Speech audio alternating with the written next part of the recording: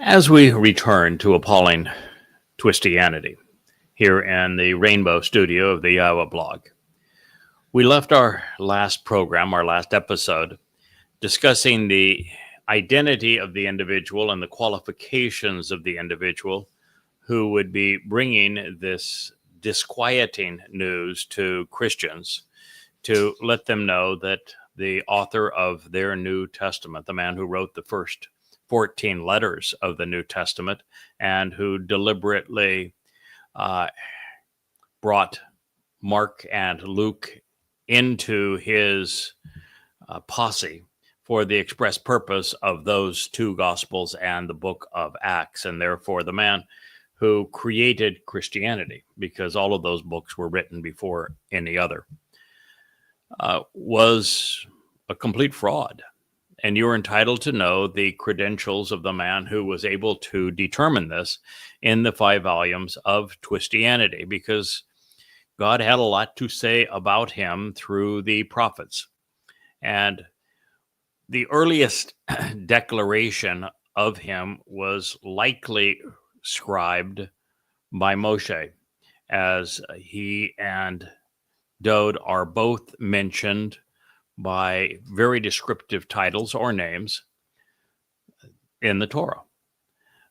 But then we find Dode writing the 14th Mizmor, which is a word picture, introducing the concept of a choter.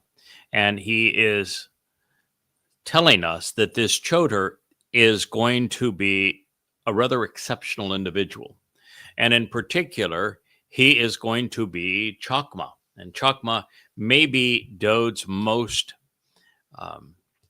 descriptive attribute, most important attribute, and something that is quite unique about this individual and something he shares with Dode.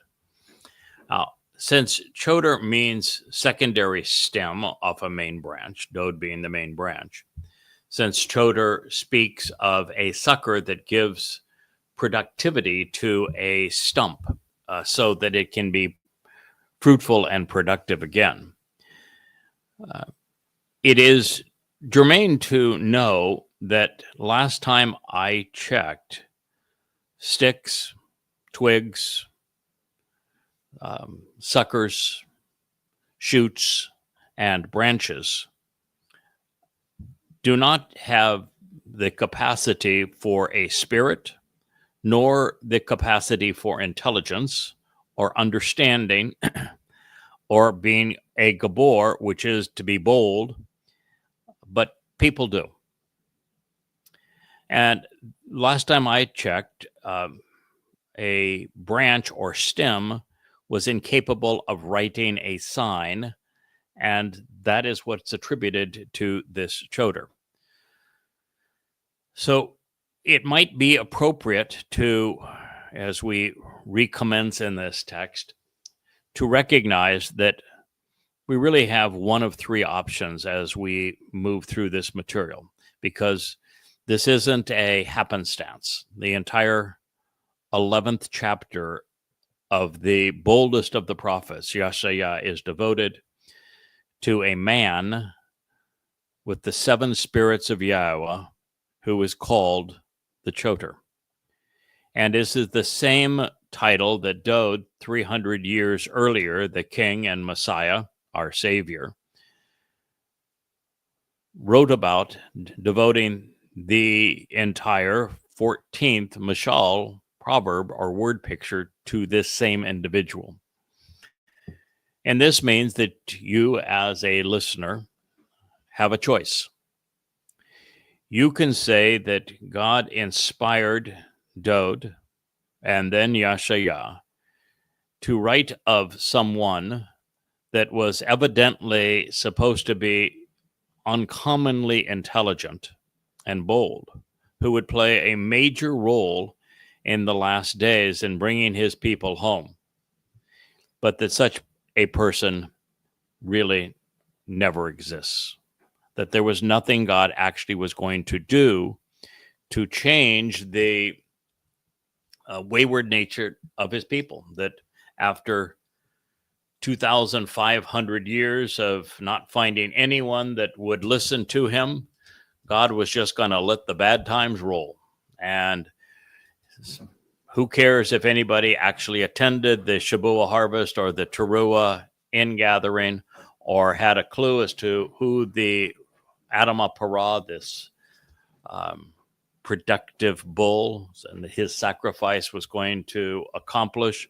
Who cares if there was anybody there to welcome Dode back as the king?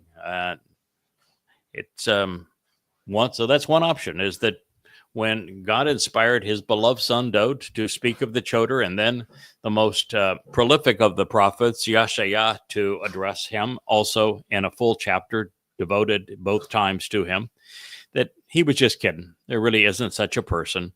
God was just going to let the fact that there was no one who knew him and therefore would attend the last four Mikre play out as it would be, and he was just going to destroy the earth when he's all done. That's one of your options. Another option is to recognize that the person who is bringing this to your attention and who is mentioned in perhaps as many as 1,000 other references similar to this by different names and titles, is the very person that this discuss. And that the guy that reintroduced Yahweh's name to his people wrote 35 books under the title Yada Yahowah, and who is the one who determined that Dode really is our Savior, who has returned as he had attested to fulfill Pesach, Matzah, and Bakurim, and the one who is the first to assess the 5 conditions of the covenant and the intent of each of the 7 Moed Mikre, as well as develop an accurate timeline of God's plans, that he is that guy. Seems rather obvious, so that's one of your options, and then you can listen and see what he has to say that is a benefit to you. The third is that, well, this is talking about somebody else. And if it's somebody else, then let's hope that that individual also has reintroduced Yahweh's name, that has written a bunch of books based upon their translations, stripping the text of the Masoretic diacritical markings and returning to the oldest witness of the Dead Sea Scrolls, and has done so in an amplified manner so that you can validate the translations and verify them as being accurate, and that has also come up with 1,000, maybe 10,000 insights that are pertinent to forming a relationship with Yahweh. Perhaps there is somebody out there like that. And if there is, I am not certain he would say anything different than I'm saying to you. And if there is, why don't we know of him? But those are your 3 options. You can choose whichever you want. But this is what God said of this individual: a choder, a shoot, a secondary branch, and a sucker from the fallen stump. Wah, choder, a stem or smaller branch that is a secondary source of growth, will be extended for a limited time. Yatzah, the term for extended, is the same word that God used for the Exodus, Yatzah, will be extended to draw out for a limited time. Now, if this person is being extended, and we're reading this in the text of Yeshayah, who do you think it is that is extending him? Yahweh. That would be Yahweh. That would be a good answer. By means of the stalk, the giza, the stump, the root from which new growth can emerge, of standing out and being noticed. The very fundamental nature of not only of Yahweh, but of those he chooses to work through, is that they are not meek. They are not passive. They stand out and they are noticed. They draw attention, not to themselves, but to the substance of our existence. It also implies, since this word is Yiche, and that was the name of Dod's father, that this individual is being extended from the stock of what made Dod. The fact that he is God's son, the fact that he is God's anointed one, since he is God's prophet, since he is the one that God approved to fulfill Pesach, Matzah, and Makotim, since he is the returning king. It says, then this will be a shoot from him. And as an observant branch, Netzir, a secondary stem. Why is this person being extended as a observant branch, as a Netzir? Well, because Dod is the Shamak. He is the main branch. He is the branch off the tree of lives. And this individual, as an observant branch, draws your attention to all that Dod, David, represents. By means of his roots and that which keeps him anchored, steadfast, and nourished. God uses horticultural metaphors because they're easy for our minds to grasp. Roots keep a tree anchored. They keep it sound and solid, even in rains and storms, high winds and earthquakes, and you name it. Sound roots make a difference. And God wants his spokesperson to be nourished, to be nourishing, to bear fruit. You can't do these things without solid and productive roots, such that he will continually bear an abundance of fruit, being productive while encouraging productivity in others. He will be para. Have you familiar with a para? For those who are listening to this, are there mentions elsewhere of a para? Well, yes. Yes. Well, how about in Yashaya in the 17th chapter, after designating the last of the three Zeroah as the individual who is the one who cultivates and is productive for the specific harvest of Shabua and then Teruah, doesn't he refer to that individual as a para? Is he referring to the choder as a para? And here, is he not referring to the choder as a para? Yeah.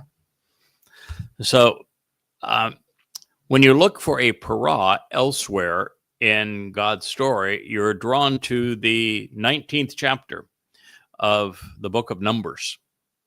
And that para is designated as an Adamah para. Adamah means that he is bloody, he is a man, and he is of the earth. Para is a productive bull. And you say, no, it can't be because Adamah and para are both feminine. Para means productive. Par means bull. It's a productive bull. And Yahweh uses masculine and feminine terms to describe those who serve with him. It is his custom to do so. And there are qualities of this bull that make it appropriate to use the ending. For example, he is productive. Yeah. Now, you can have a bull that's productive, by the way. Oh, yeah. Yeah. Actually, you want a bull that's You do. You do. You don't want to castrate your bull. You want your bull to be productive. Para is a productive bull. And so the choder is productive. The choder is a stem off the main branch that has been extended by Yahweh, that is nourished by the very roots of what it means to be Yisrael and Yahudah and to be Dod, who is exceedingly productive, while being a touch bullish.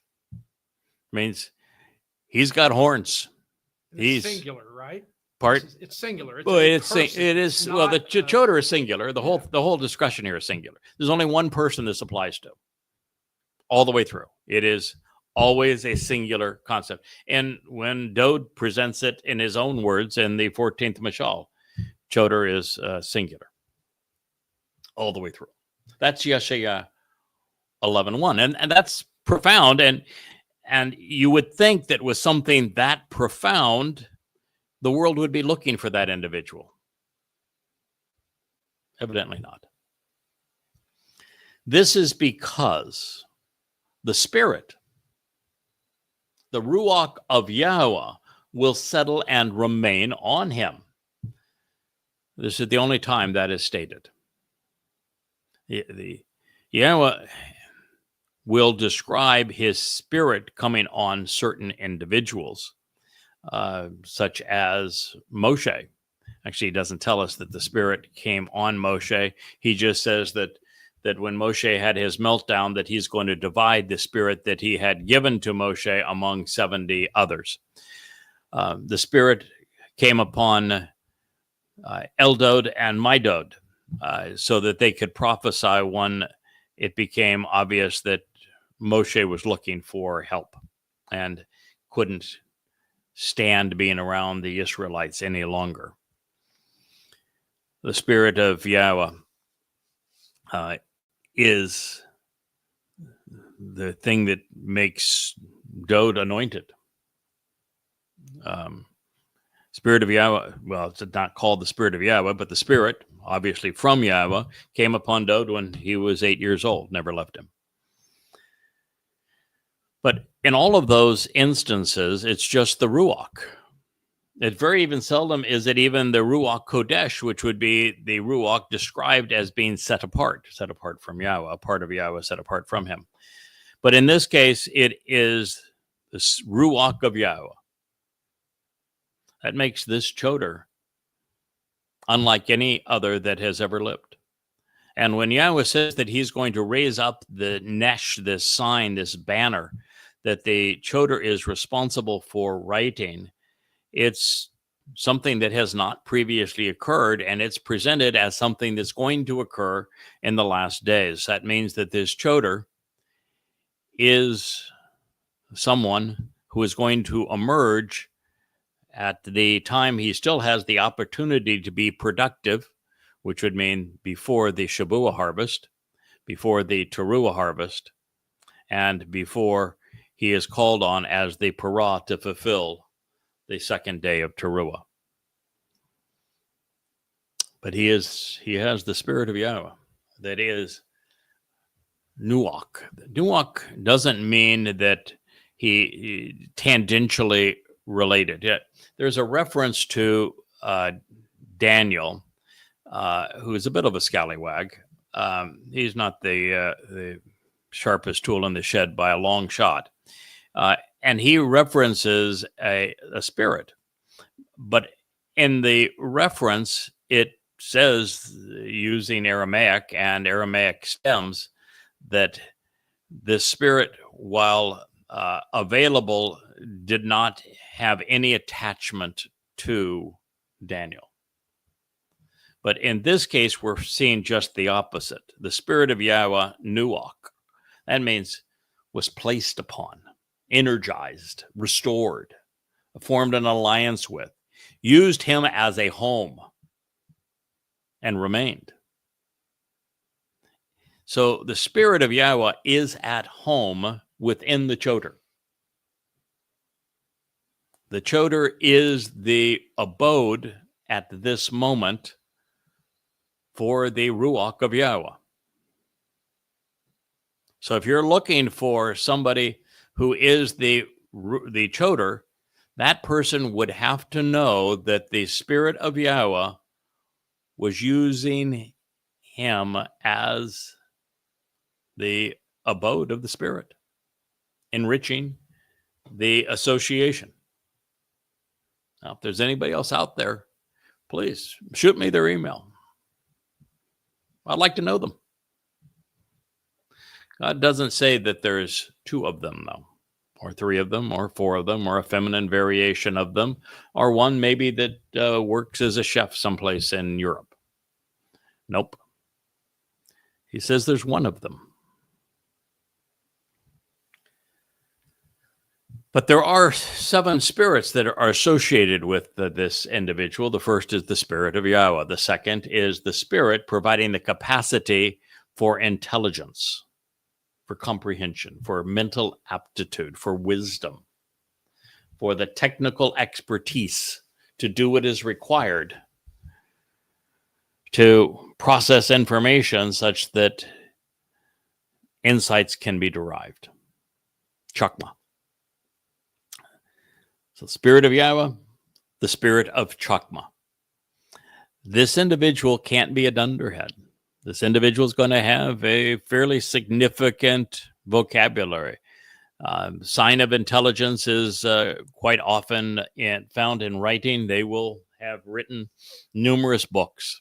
They will feel comfortable speaking extemporaneously to people.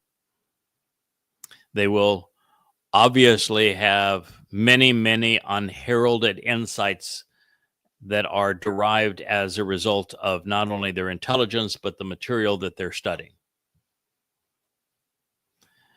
Somebody with the Spirit of Yahowah and the Spirit of Chakma is going to reveal things that have not previously been known and reveal enormous quantities of profound insights previously unheralded. And the Spirit of enabling understanding by making the connections to reveal these insights.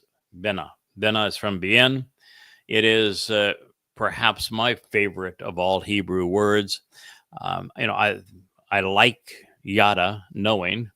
I like Yada knowing to such an extent that I thought I was the one that was clever and chose Yada as my nom de plume and as an anonymous ploy to be used by Yahowah can anonymously in writing these books. And I was Yada for the first 10 years I did this until, well, then we find that most of the time that Yahowah was introducing this fellow, he refers to him as Yada. And he actually refers to the books that we have collaborated on together and calls them Yada Yahowah. So I thought it was really clever in choosing this until you find that, well, no, Yahowah chose it many, many years prior. It's okay. He's smarter than I am, much older than I am too. So it's not surprised that he came up with it earlier. But the reason I like Bena is that, and Bien, is that what it speaks of making the connections to understand. It's my favorite thing. It's knowing is great. It's so much better than believing. Somebody asked me, what do you believe? I said, nothing. I either know or I don't know. Knowing is wonderful. I've spent the last 24 years, every waking hour, attempting to know more than I knew the previous day about God. And knowing is exceedingly comforting. It's reassuring. It's its own treat. But there is something, I think, infinitely more powerful than knowing. And that's understanding. Yeah. You can, as somebody who knows, you could sit behind this microphone and you could rattle on things that you know, but you couldn't say anything that would help anybody go beyond knowing. It is when you do what we did here at the beginning. We talked about Torah. We noticed that Torah is used in Isaiah 17, speaking of the person who is productive in coordinating the harvests of Shabat and Towrah, and that the Torah is the one who is sacrificed as part of Numbers 19 considered as the red heifer on behalf of the adulterous woman of Numbers 5, but also consistent with what Elia has done when there was the sacrifice of the bull, as he was repudiating the religiosity and politics of Israel 2,888 years before he will be asked to do the same thing and serve as the master of ceremonies over the sacrifice of the Adamah Parah during Towrah. And so it is by making these connections that you, as a listener or a reader, can go from knowing that there is an Adamah Parah to knowing who the Adamah Parah is, to knowing what Yahweh is going to do with that Adamah Parah so that he can return with his beloved son on Yom Kippurim and then conduct the intended wedding and reconcile the relationship with his people. That is the value of Binah. So Chokmah is what helps you process the information quickly with a fast processor, if you will.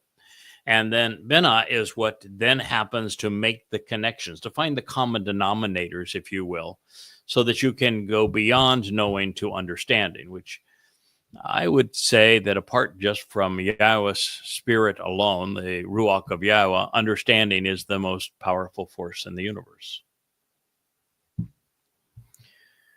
Intelligence is also powerful, but it not nearly as powerful as understanding. The next spirit is the spirit of advice and counsel. It is written here as Etzah. It is more than just the ability to do what we're doing here, which is to share these insights related to Yahweh. Etzah is the ability to see how the entire picture comes together, to properly frame it, and then put all of the pieces of this puzzle that form this portrait that God is painting of himself and of us and our relationship together in such a way that all of the details, all of the shadings, the colors, the insights that can be gleaned from it are seen from the proper perspective. And that we're looking at God's story correctly from beginning to end, so that the entire story for the first time can be told from beginning to end. You know, what is it about the creation account that applies to us today? Well, how about the fact that God spoke it into existence, which means that words were the operative force, and that it is the words of God that form the Torah and prophets, and they are the operating force within our lives.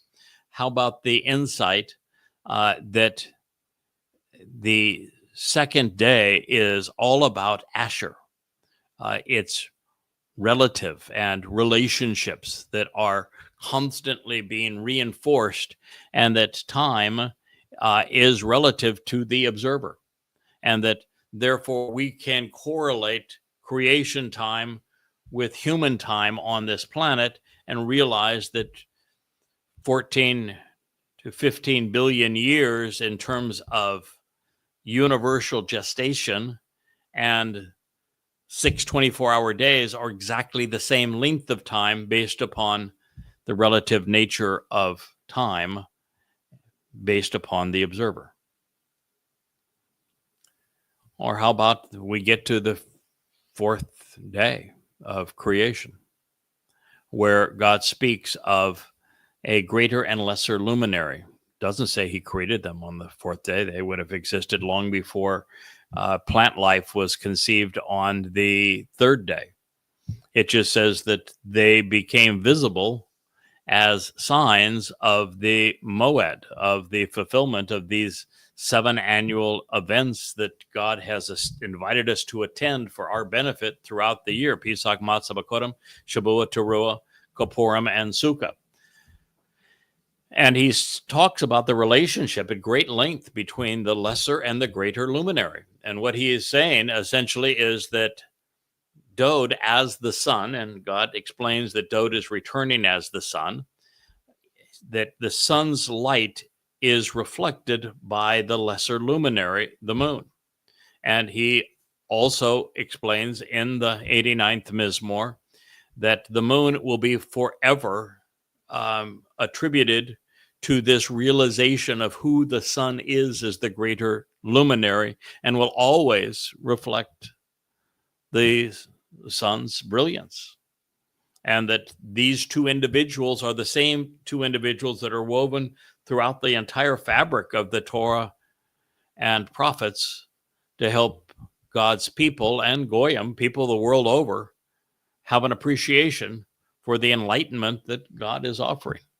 Or the fact that the story of man starts in the garden, and Sukkah's purpose is to bring us back into that garden, and that after being booted out of the garden 6,000 years ago, at the conclusion of year 6,000 Yah was inviting us right back into that garden. That is seeing the entire picture from beginning to end. These are the kinds of things that Etzah addresses.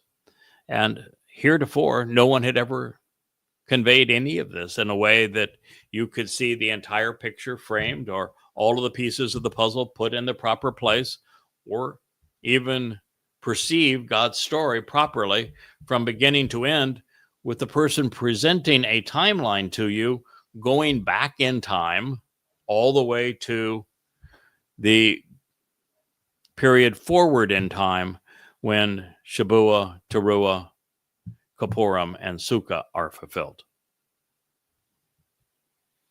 And also a spirit of being emboldened and inspiring. You know, God chose a bullish personality for a reason in this particular case. He chose a ram for his son, and also the image of a roaring lion of Judah. You got to be bold if you're going to do this. The number of people who will even take your own insights, your own translations, transliterations, and then twist those things such that they attack you with them are many. Those who will attack you and condemn you because you are horrible for the religious and political business are many. You know, you go on X or Facebook as me, it's a tough journey. And you better be bold. You better be strong. You better be courageous, or this job can't be done. I'll just go back to the Exodus. The children of Israel were so belligerent and antagonistic to God. They told God to go away, to shut up. They never wanted to hear from him or see him again. Now, if you're dealing with people that obnoxious, that dunderhead in their approach, irascible, how are you going to prevail with them if you are not tough as nails, if you are not empowered and able to accomplish this mission? And if I may, Moshe, strong dude, man. Moshe had character. He stood up for the children of Israel in Mitzrayim, in Egypt. He stood up for the women at the well when the bandits came to rob them. We know that Moshe had character. And yet, we're not even 3 days out of Choreb. Well, even in Choreb, he broke the first set of tablets. He was so pissed off at his brother and the children of Israel. And for the golden calf episode, them being religious, 3 days out of Choreb, he's coming to God and said, why would you do this to me? You have me doing a job that nobody can do. These people are impossible. I want nothing to do with them. If you have any compassion for me, you're just going to kill me. So I would say, how is it then possible that somebody is going to prevail where Yahweh didn't and Moshe didn't? And we'll go one step further. Dowd won 66 battles defending Yisrael from those who on the outside were trying to destroy Yisrael. He even took down the giant that was attacking Yisrael with a single stone. But when his own people rebelled against him, starting with his own son, that was too much. He left Jerusalem. He couldn't deal with you either. So you damn well better be bold. This idea that the meek are going to inherit the earth. No, they're not. No. God's spirit is that of Gabor. It says right here, strong, courageous, empowered, able to accomplish the mission, perform the task till it's complete, not going to give up, unwavering. A character of a champion, somebody who's going to say, I am here. I don't care what you say about me. If you're going to be the one who writes muck today, well, then goody for you. You won't be the first. You won't be the last. But I will tell you, you will be left. The spirit of knowing and knowledge, da'ath. You can't apply the chakma intelligence without information. You can't make the connections to go from knowing to understanding without information. To be bold without a cause is counterproductive. You're wasting your time. You got to have the foundation that is information. It is knowledge. And you got to particularly know where you apply these spiritual gifts that are given to this one unique individual, this Towrah. And that is the Torah, prophets, and Psalms. That is where you go to know. I was having a conversation earlier today with Rich, who was the captain of the cables here for us. You probably heard his voice a couple of times during this program. And I looked to him when we're having a discussion. He's a lot friendlier than the camera that is tucked behind the teleprompter. So we were just saying that there is so many things that throughout this experience that I have deduced without having been explicitly told.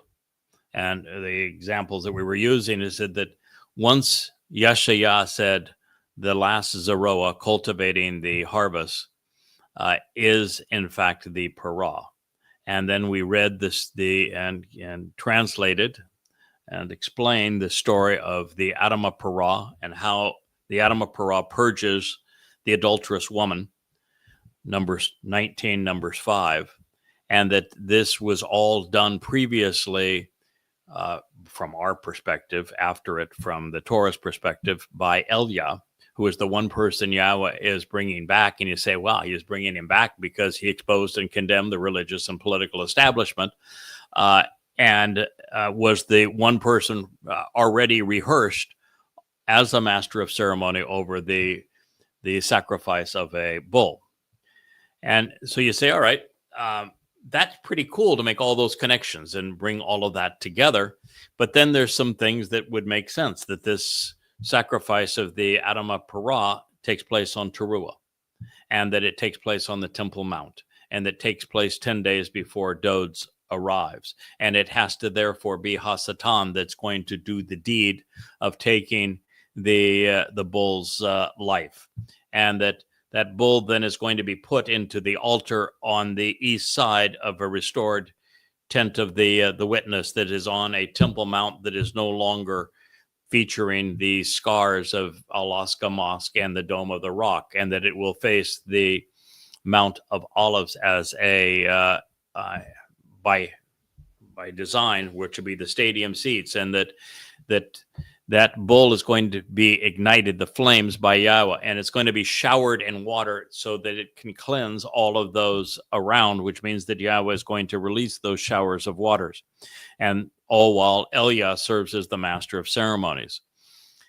Now, that's a lot to deduce from the clues we were given. And yet I shared all of it with you. And now we're in Daniel, going back into it again because I wanted to hone the timeline to make certain that we had everything right as it is presented. And we have the corporeal manifestation of Ha-Satan killing the Parah. And we have the fires being ignited. And his actual body is called a shower of water in the Aramaic text. And that all of this is being presented at a time and place that you could only conclude is the Temple Mount. And you just find one affirmation after another, that this is exactly how this is going to transpire. And you find that Solomon's speech regarding the Nakri, God's observant foreigner, which everybody that's ever studied the Torah and prophets knows, that there is a whole series of prophecies regarding a person that's referred to as the Nakar and the Nakri, this observant foreigner. And that speech was delivered on Towrah. And it's Yashaya that tells us that the sacrifice of the Parah is on Towrah. This is how you take knowledge and you process it through the Spirit of Yahweh so that you have intelligent deductions, rational, logical connections and conclusions so that you can see the entire picture and then have the courage, and it is courage, to lay it all on the line.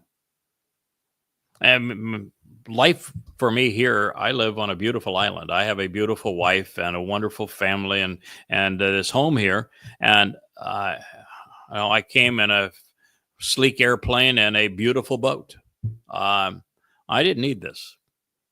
I could have, I had a fine old time cruising around the islands.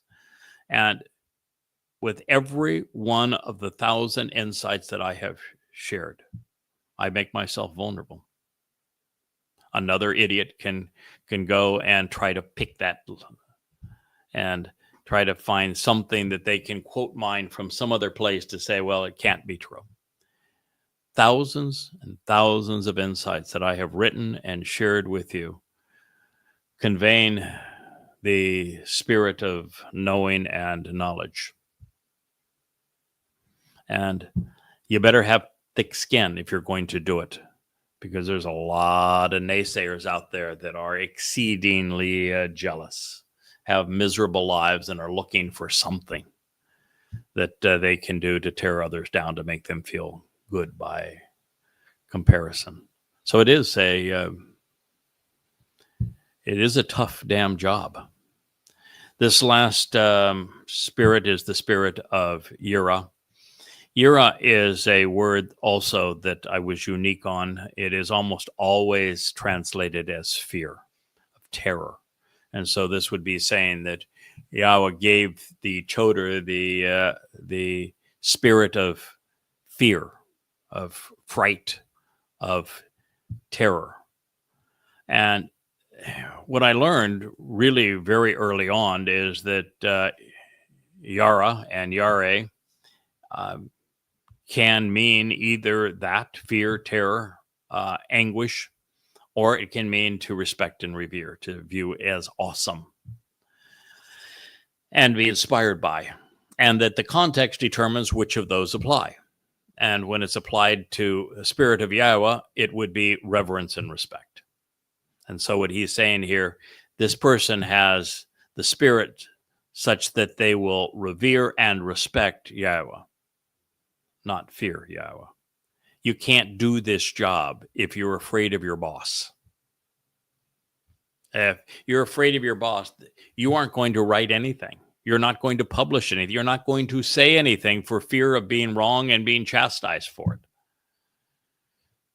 But if you respect him, if you revere him, if you see his awesome nature and character, his astonishing greatness, you're going to be motivated to put your neck out on the chopping block every single day for him. That you will devote every last ounce of energy you have, motivated not by fear, but by respect. We don't want to disappoint God. We want him to be, as to the extent possible, pleased with us as we are with him. We're here doing this because of our reverence and respect for Yahweh. This is Yeshaya 11:2. Additionally, by accepting the offer and responding appropriately, he will be perceptive. Perceptiveness is the ability to have a nose for the truth. It's uncanny, but I can look at posts in social media. I can look at theories that are presented to me and almost always deduce immediately true or false, beneficial or counterproductive. Just reasonably perceptive. I've always been that way. I'm very judgmental and have this ability to determine what is right and wrong, appropriate or counterproductive, to see the good or bad in things that are helpful or hurtful to humankind. And being exceedingly judgmental in this regard is the only reason I was able to write books like Twistianity and Goddamn Religion or Babel. And it works the other way when writing about God and expressing his true nature. So additional, by accepting the offer and responding appropriately, he will be perceptive. This does say a lot about free will, and that it is still possible for someone like this choder to tell God, no, go take a hike. What you're asking is way too much. It is, what you want to do here essentially is you want to take every waking moment for the last 32 years of my life. And then you want Satan to tear me apart and kill me in the end. And all along the way, you want me to go into hell and to be the foremost expert on Allah, Muhammad, and Islam. And then you want me to take on the most popular religion in the world, Christianity, and prove that Jesus never existed. That's what you're asking? Oh, sure. Sign me up. Well, actually, I did say, oh, sure, sign me up. It's with God, you have the opportunity to accept or decline the offer. I would tell you that he is reasonably persuasive, and there is no benefit of telling him no. And there's every benefit of telling him yes. So that he is going to be perceptive with regard to developing a profound admiration and respect for Yahweh. So we have essentially in this recap two things that have been affirmed.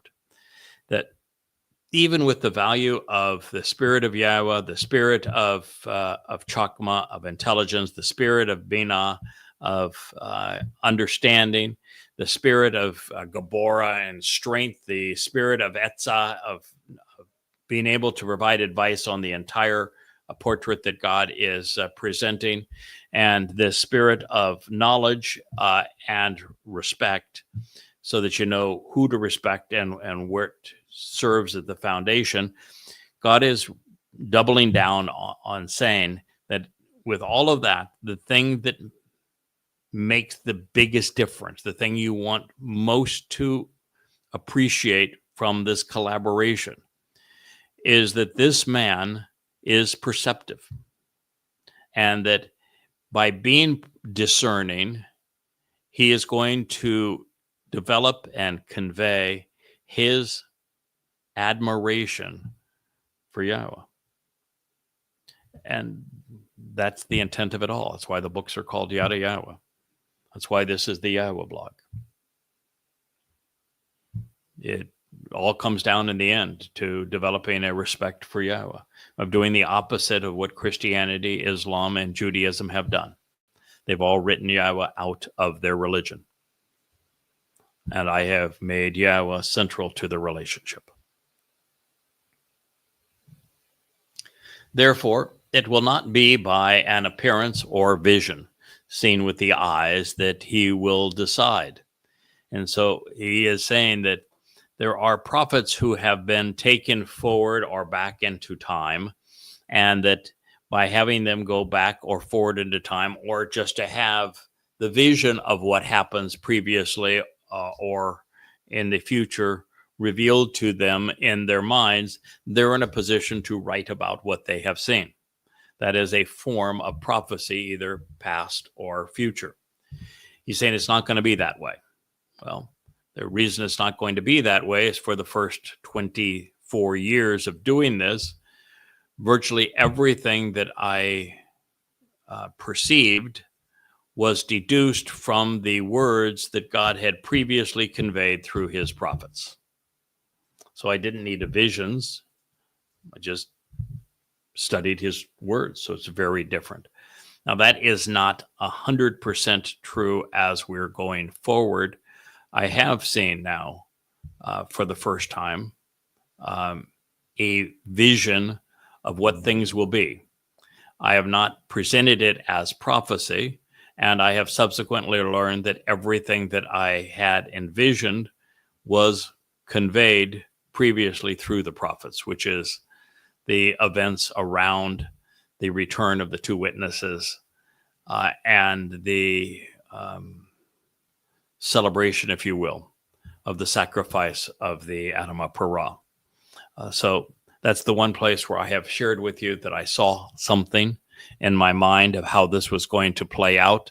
And it sort of was actually a trip into the future, and that I would read about everything that I saw over the next 12 months, actually 7 months, as I began to explore testimony I had not previously considered from the prophets. So our collaboration would be different in this regard. There was no Torah nor prophets for Moshe to read and to evaluate and to explain, although to a significant degree, Debadim is sort of what I have done with Yada Yahowah.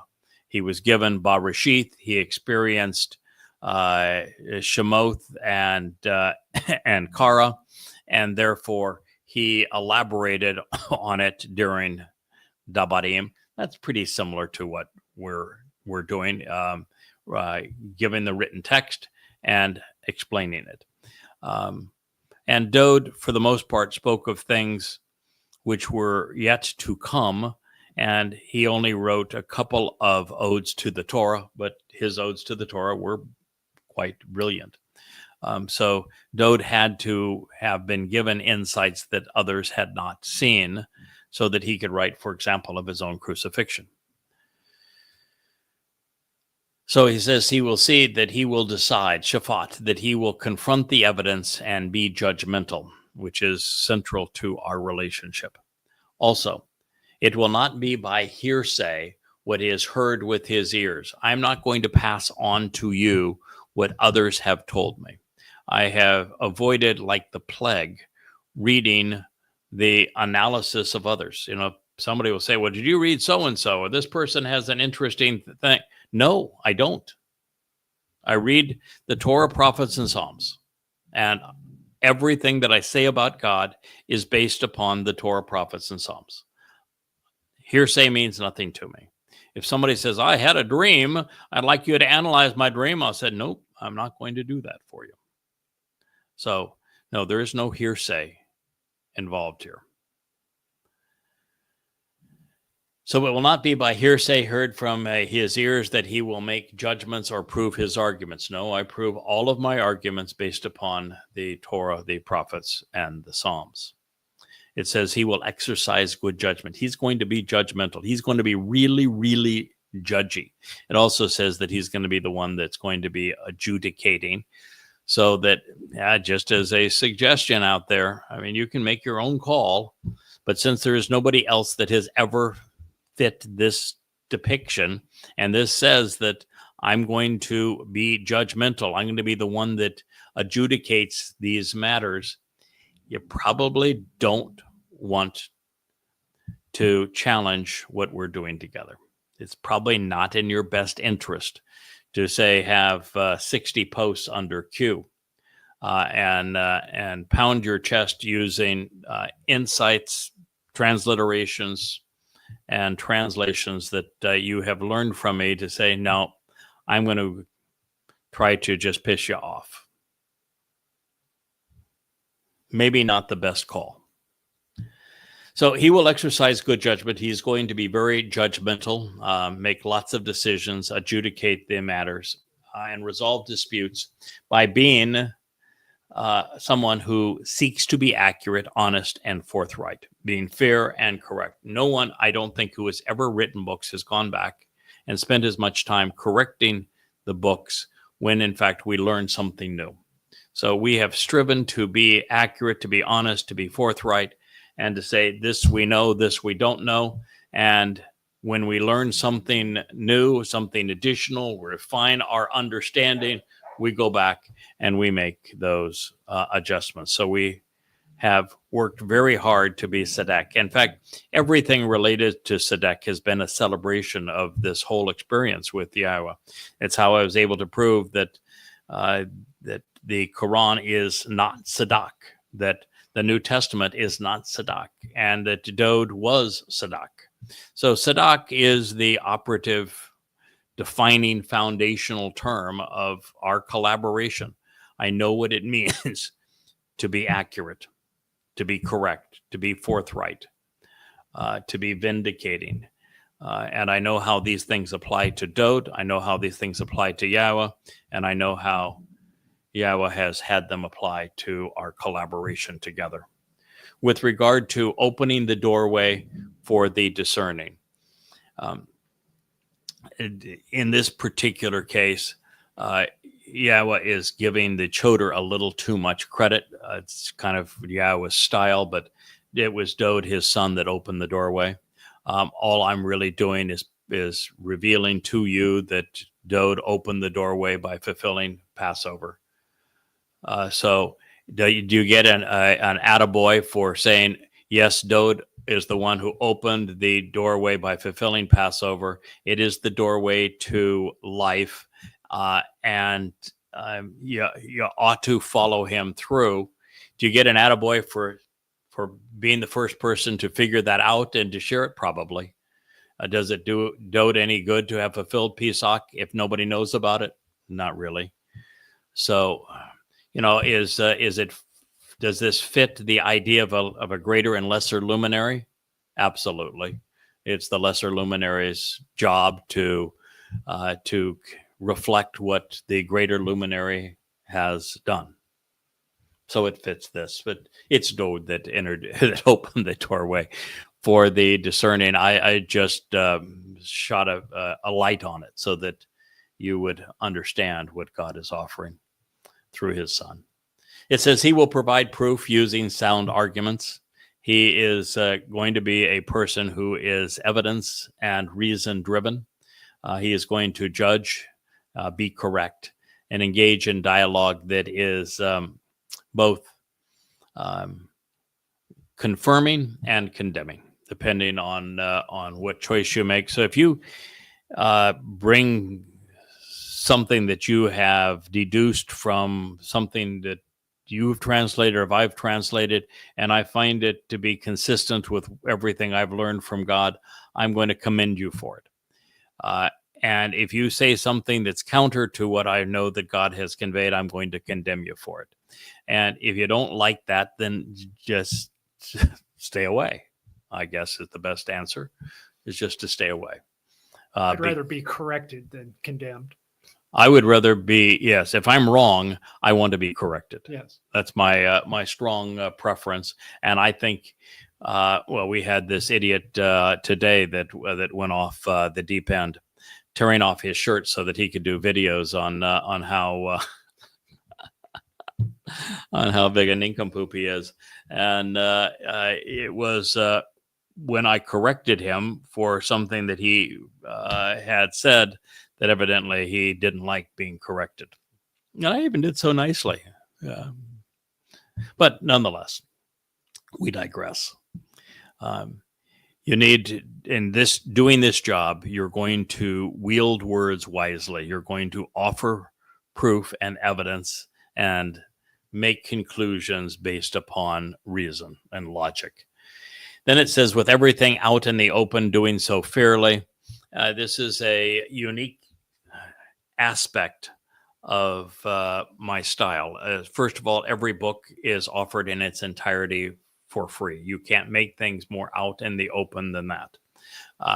You can't make anything more out in the open than doing a live stream and doing 1 or 2 hours, sometimes 3 hours a day of a live stream. That's about as out in the open and vulnerable as you can possibly be.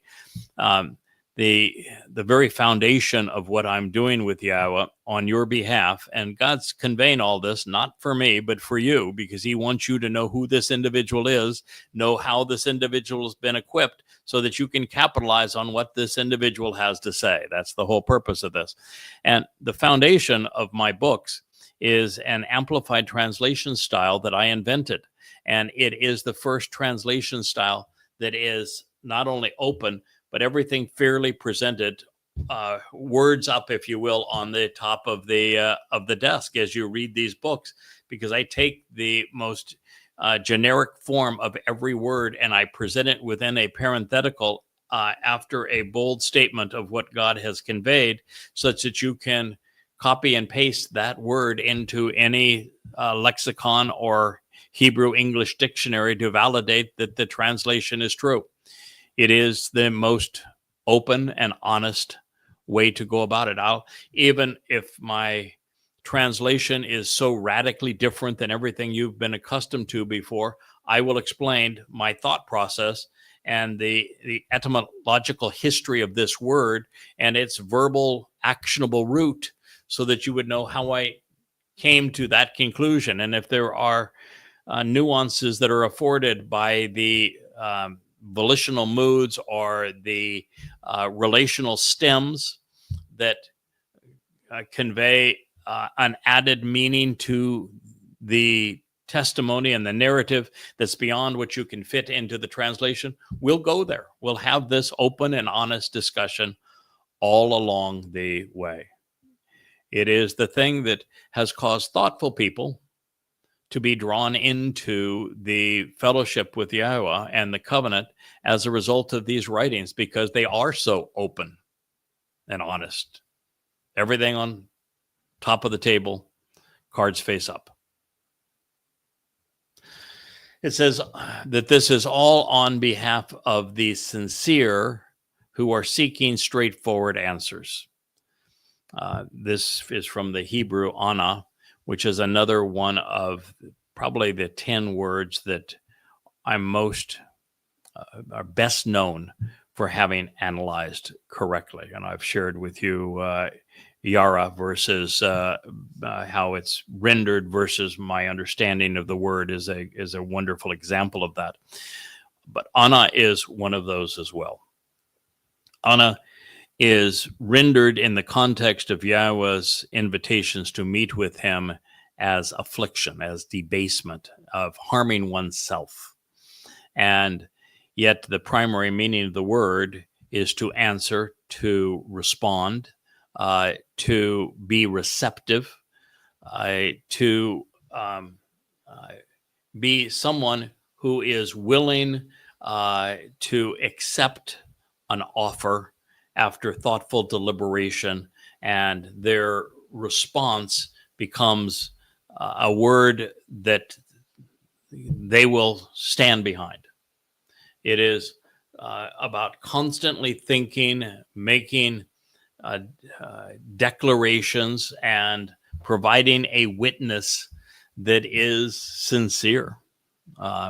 So that if God provides answers, we respond to them. This is anah.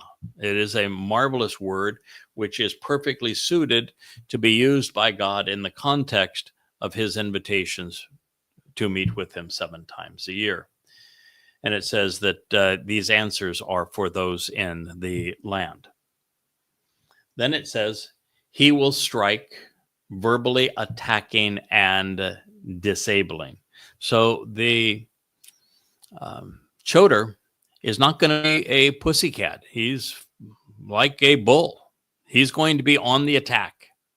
He's going to use his words to disable. He is going to confront. He will cripple. He will incapacitate.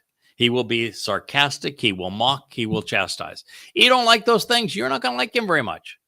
But since God chose Eliah, who manifest all those things, since he chose Dode, who did the same thing, chances are you're not going to like God very much. So, good riddance. If you're looking for passive, you're looking in the wrong place. God says, I'm going to strike. I'm going to attack. That we're going to disable. We're going to confront. We're going to cripple. We're going to incapacitate. We're going to mock. We're going to chastise. We're going to be super judgy. But we're going to do so with words. We're not going to make ad hominem attacks. We're going to use evidence and reason to prevail. So then he will strike, verbally attacking and disabling, incapacitating, sarcastically mocking and chastising, being very judgy, pointing out the irony of things in the material realm. And he's going to do so with the rod and the staff of his mouth and with his voice. Pay. He's not going to be a violent man in the sense of wielding weapons of war. He's not going to pound his fists into your nose. He is going to try to strike some sense into you with words. His tools are going to be words, whether written or whether they are spoken, but he is not going to pull any punches with those words. They are going to be confrontational, but they're words. That's why so many times in Facebook and on X, particularly on X, you'll be spanked for using words in a nonviolent way, intelligently wielding words, making logical connections and comparisons. And, we just need to realize that words are important. And God is saying that this individual, he is going to land all of his blows against everything that's wrong in the material realm using words. And then we have another reference to Ruach. And with the Ruach, the spirit of his lips and resulting language, he will devastate the wicked and the wrong. So there's actually an 8th Ruach here. And 7, of course, is the number of Yahowah. Actually a perfection. 1 is the number for Yahowah. 6 is the number for man. 7 is Yahowah plus man together is God's idea of the perfect result. But God uses 8 throughout his testimony. There's an 8th day of Sukkah, for example. 8 speaks of eternity. And so these words are everlasting words. And there is this 8th Ruach here in the text. And it is the Ruach of language, of spoken words, of God using this choder as he used Moshe. When Moshe said, I don't speak anyone, to Yahweh. Not making fun of you, Moshe. Trust me on this. I know it's a tough job. But Moshe tried to say, I don't speak very well. My tongue is too thick in my mouth. And God turned to Moshe. This is why I say, just don't argue. If God asks you to do something, Just do what he asks you to do. Arguing with God, you're going to lose. And I know I've tried, by the way. I've my last argument with God was I don't want to rewrite Prophet of Doom. It was a terrible experience, and yeah, boy, did I ever got shut down in a hurry. I have taken care of you. Now you take care of my people. Was his response. You know, if when you're arguing with God, you're just going to lose. My advice is don't do it. Anyway, Moshe was laying that up. And so what God's retort back was, who do you think made your mouth? And since I made it, don't you think I know how to use it? And so Debatim is Yahweh using Moshe's mouth. The choder here is, we're being told that the spirit of Yahweh is controlling his lips. You're witnessing the fulfillment of this prophecy. And he's not saying that the spirit of Yahweh is going to be, again, sweet and loving and meek. He's going to just love everybody. No, it says he's going to devastate the wicked and the wrong. He is going to attack the religious. His words are going to be caustic. His words are going to destroy. He even uses the word for muth. Have you heard the word muth in Hebrew? You know what muth means? To kill. He is going to kill the religious. Yeah, might as well. I mean, Yahweh delegates everything. And if you're religious, the best hope you have. This is actually good news for you if you're religious, because the best thing that could possibly happen to you if you're Rasha, religious, is to be killed. Because you can't have a relationship with Yahweh, so you can't live forever with him. And so the only other option for you is to spend eternity in hell. You want to be killed by the choder's words so that you don't go to hell. But yes, it's the spirit of Yahweh here on the lips of the choder is to devastate, destroy, and yes, kill the religious with words. Now, there is a time, I will tell you, where now the choder's words through goddamn religion, 5 volumes, through the 5 volumes of Twistianity, through the 3 volumes of Babel, definitely kill the myth of a Jesus Christ or of a Paul writing an inspired text of the Talmud and of Rabbi Akiba and Maimonides and of Ezekiel actually being a prophet and of Allah being a god and Muhammad being a prophet as well. They are exceedingly deadly to those religions. They completely kill the myth of Muhammad, Allah, Jesus Christ, the Lord, Hashem. It is absolutely true. And that is a very important thing to recognize, that it is what Yahweh wants done. He wants religion devastated. And part of the reason for that is that his son fulfilled Pesach, Matzah, and Bakodim. And it is these religions that have piled their trash right on top of that, so that the truth is hard to see. So you have to destroy the religious texts for you to have any appreciation of what God has done. The first condition of the covenant is to walk away from Babel, which is this integration between religion and politics to confound and to confuse. And so that's his job. Boy, do people have a hard time walking away. Though they ever. You know, there's a reason that God said their first job together is going to be expose and condemn Islam.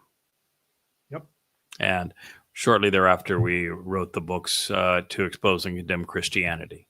Until you know what's wrong, you're not in a position to know what's right. God didn't reach out to Abraham until Abraham and Sarah had left Babylon. So that's the truth. He didn't reach out to Moshe until he had left Mitzrayim, Egypt either, didn't he? They didn't reach out to me until I had walked away from religion and politics too, and I was very involved in both of them. But I had rejected both. So God is not here to be the God of religion and politics. He wants his spirit to work through his children to ravage them, to destroy them, to kill all religious myths. God wants to damn Jesus. He wants to damn Allah. Yahweh, as God, wants me to kill Allah and Jesus. That's a pretty tough thing to say, but that is absolutely true. And by the way, kill Hashem while you're at it. And the Talmud, the New Testament, and the Quran. Obliterate them, kill them, destroy them.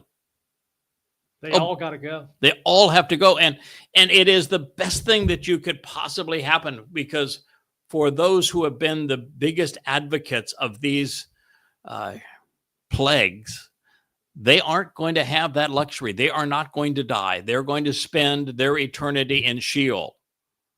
And so the best thing you could ever hope for is for God's work through the Towrah to kill you, so that your soul doesn't endure an eternity in Sheol. But with this Towrah, one of the things I wanted to say is that he is one of the two witnesses along with Elia.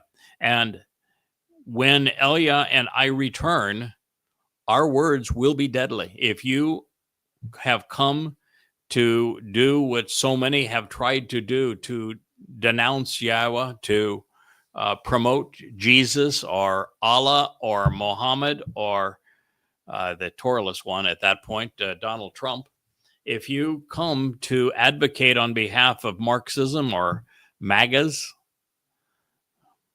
our words are going to incinerate you. Literally kill you.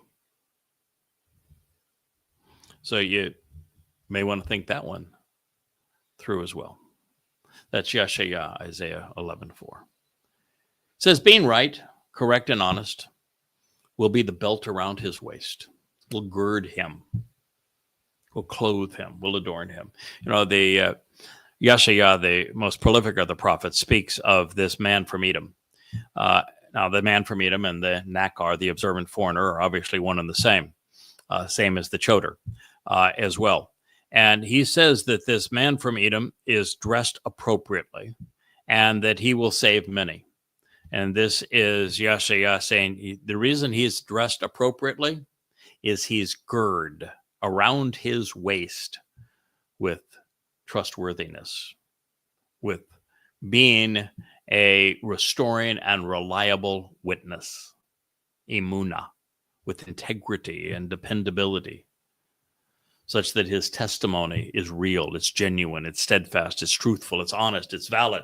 All of this is from Aman, which is to support that which is trustworthy and reliable. All of you nitwits out there that say amen after a prayer, amen is the name of an Egyptian god. Aman is the word. The word means to be trustworthy, to be reliable, to be true, to be valid. And when you're speaking religious nonsense and praying to a god, you're spewing nonsense, so you might as well be praying in the name of the Egyptian god.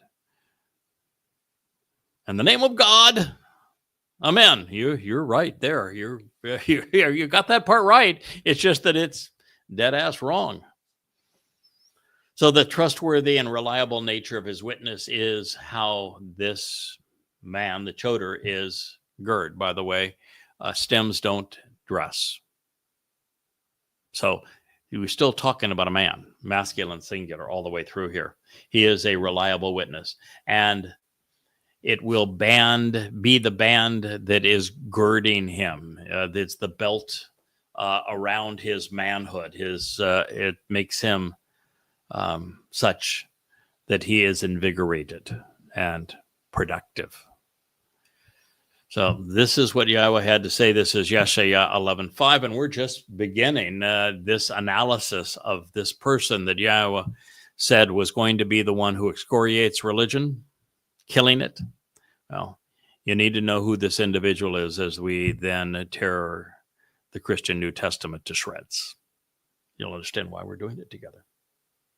So I want to thank you for listening. It's been an interesting episode of the YAHOWAH blog here in the Rainbow Studio. We're looking forward to being with you next time as we do another program from the Rainbow Studio. And I am the Choder, your host, Craig Winn.